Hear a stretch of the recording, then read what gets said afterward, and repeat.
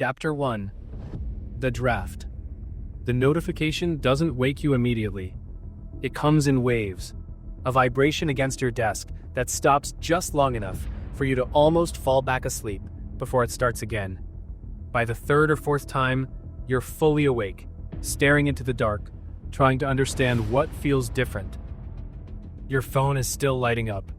You reach for it slowly, expecting something unimportant, but the moment the screen unlocks, the tone is wrong.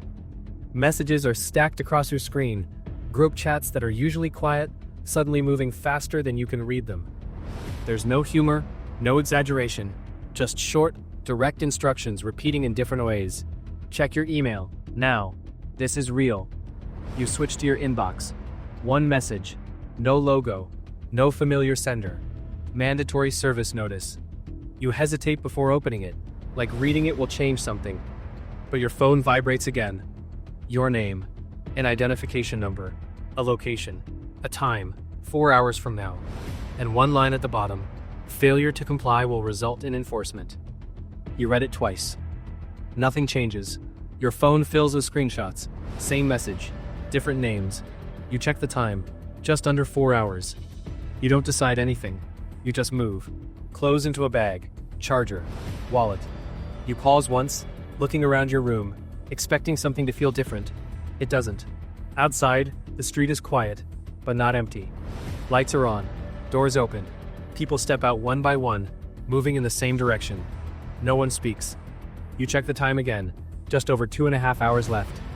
And as you start walking, one thought settles in. Chapter 2. The Arrival. The location doesn't look official. You expected something structured, something that made sense. Instead, you're standing at the edge of a wide, empty stretch of land, just outside the city. Except it isn't empty. Rows of dark vehicles are lined up with precision, engines already running, a low vibration carrying through the ground beneath your feet. People form loose lines without being told to. There are no signs, no instructions, and somehow that makes it feel more controlled. Figures stand near the vehicles, dressed in dark clothing, with nothing to identify them. No insignia, no names.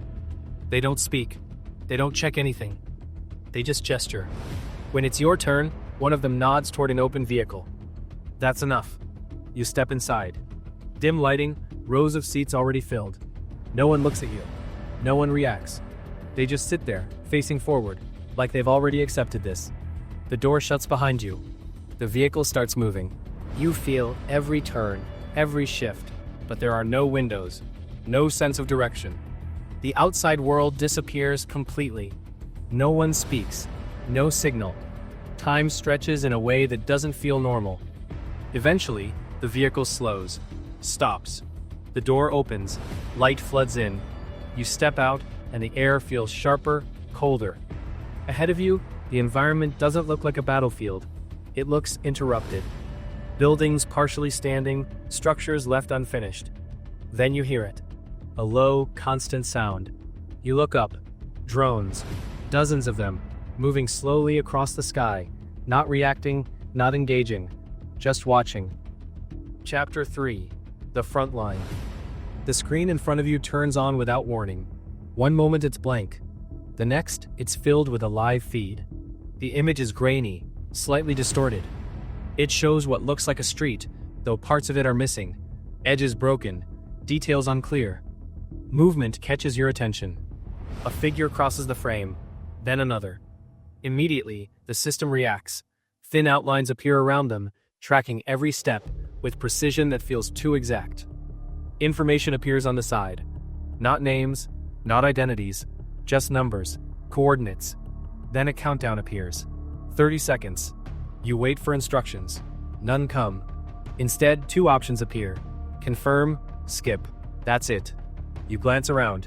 Everyone else is already working. No hesitation, no confusion.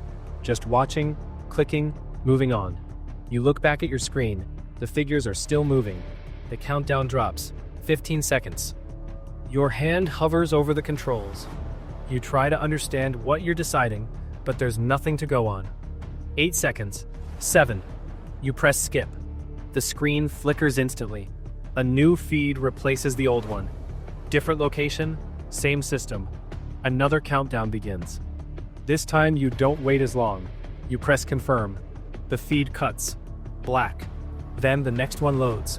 No confirmation, no explanation, just the next decision. After a while, the pattern becomes automatic. Watch, decide, click, repeat. Then a new feed loads. Clearer, closer. You can see the figure's face. Not perfectly, but enough. And for the first time, you don't just watch. What happens if you press it? Chapter 4. The First Strike. You don't wait as long this time. Not because you understand it, but because the system doesn't give you space to think. The countdown drops steadily, and the longer you hesitate, the more it feels like you're falling behind something you don't fully see. 20 seconds. The figure on the screen slows for a moment, turning slightly as if they've noticed something. There's nothing behind them. Nothing visible at all. 15 seconds. You tell yourself it's just a feed. Just tracking. Just data being processed somewhere else. 10 seconds. Your finger lowers. For a moment, nothing happens. The image holds exactly as it was, like your input didn't register. Then the feed cuts. Black. It returns from a different angle, same location, viewed from above. There's a brief flicker across the screen, something fast and precise. Not loud, not dramatic. Just a sudden interruption in the frame. The figure is gone. No movement, no trace. Just empty space where they were standing seconds ago. The system doesn't react. No message, no confirmation, no explanation. The next feed loads immediately. Your hand doesn't move. For the first time, you don't follow the pattern.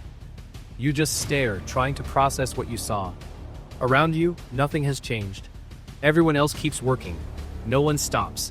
No one reacts. You look back at your screen. Another countdown has already started. 10 seconds. And slowly, something settles in. You didn't just watch that happen. You caused it. Chapter 5. The Understanding. After that, the system continues like nothing happened. That's what makes it harder to ignore.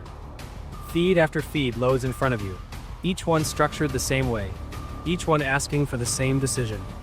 There's no acknowledgement of what you've already seen, no pause, no shift in behavior. So you keep going, because stopping doesn't change anything. The moment you slow down, the countdown shortens, the feeds switch faster. The pressure builds in a way that doesn't need to be explained. So you adjust, watch, decide, click, repeat. At first, you try not to think about it. You treat it like a system you don't understand yet, something that might make sense if you keep going long enough. But it doesn't. Instead, the meaning changes. Every figure you see is no longer just movement. It's a result waiting to happen. You begin noticing small details. The way someone moves through a space. The way they pause. The direction they're heading. None of it is explained, but it starts to feel important. Like the system expects you to see something. Then a new feed loads, and this time, it feels different. Not because of what's happening, because of where it is. You recognize the place. It takes a second, but once you do, it settles heavily in your chest. You've been there before. You know the layout. You know what's just outside the frame. The system treats it like any other feed. The countdown begins. 30 seconds. Figures move through the space, outlined and tracked like all the others. Nothing about them stands out, but something clicks. This isn't happening somewhere else. It's happening everywhere. The countdown drops. 10 seconds. And for the first time, the decision in front of you doesn't feel distant. Chapter 6. The Acceptance. At some point, you stop trying to understand it. Not because you figured it out, but because understanding doesn't change anything. The system doesn't slow down when you hesitate, and it doesn't explain itself when you question it. It just continues. So you adapt. The hesitation fades first, then the need for context. Eventually, even the reaction disappears.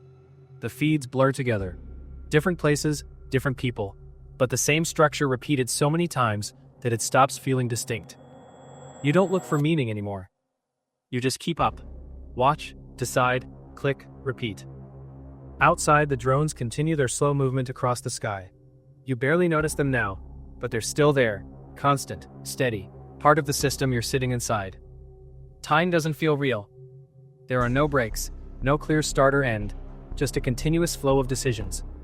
Then another feed loads. At first, it looks the same as all the others. Same angle, same tracking, same countdown appearing.